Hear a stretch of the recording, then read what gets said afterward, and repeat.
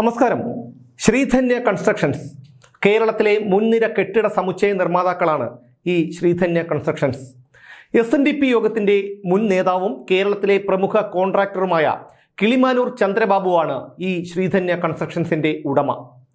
ഈ ശ്രീധന്യ കൺസ്ട്രക്ഷൻസിൽ ഇക്കഴിഞ്ഞ നവംബറിൽ ആദായ നികുതി വകുപ്പ് ഒരു റെയ്ഡ് നടത്തിയിരുന്നു. ഈ വാർത്ത നമ്മുടെ മാധ്യമങ്ങളിലൊന്നും കണ്ടില്ല. ചില ഓൺലൈൻ മാധ്യമങ്ങൾ ഇത് റിപ്പോർട്ട് ചെയ്തിരുന്നു. 360 കോടി രൂപയുടെ കണക്കിൽപ്പെടാത്ത ഇടപാടുകളുടെ രേഖകളാണ് ആദായ നികുതി ഉദ്യോഗസ്ഥർ ശ്രീധന്യ കൺസ്ട്രക്ഷൻസിൽ നിന്ന് നടത്തിയ പ്രാഥമിക പരിശോധനയിൽ പിടിച്ചെടുത്തത്. ഇല്ലാത്ത ചെലവുകൾ കണക്കിൽപ്പെടുത്തി വെട്ടിപ്പ് നടത്തുകയും അങ്ങനെ വെട്ടിച്ച തുക റിയൽ എസ്റ്റേറ്റിലും വിദേശത്തും നിക്ഷേപിച്ചിട്ടുള്ളതായും ആദായ നികുതി വകുപ്പ് കണ്ടെത്തിയിട്ടുണ്ട്. ഇതുകൂടാതെ നിരവധി സാമ്പത്തിക ക്രമക്കേടുകളാണ് ശ്രീധന്യയിൽ നടത്തിയ പ്രാഥമിക പരിശോധനയിൽ കണ്ടെത്തിയിട്ടുള്ളത്.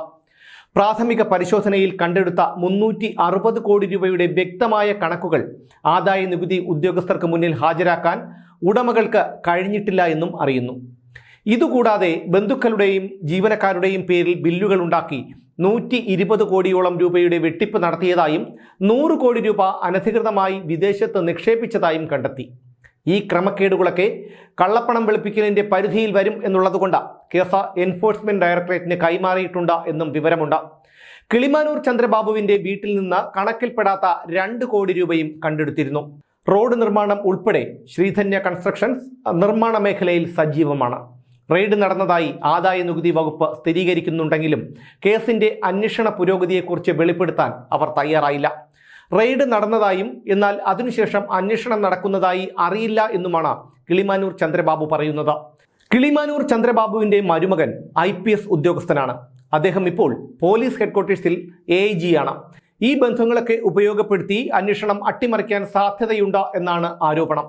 ഇതുകൂടാതെ സർക്കാർ വക ഭൂമി കയ്യേറ്റത്തെക്കുറിച്ചും അദ്ദേഹത്തെക്കുറിച്ച് ആരോപണമുണ്ട്.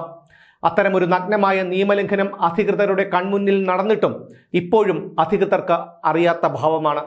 ഇതേക്കുറിച്ചുള്ള കൂടുതൽ വിവരങ്ങൾ, തെളിവടക്കം ഉടൻ DNA ന്യൂസിൽ.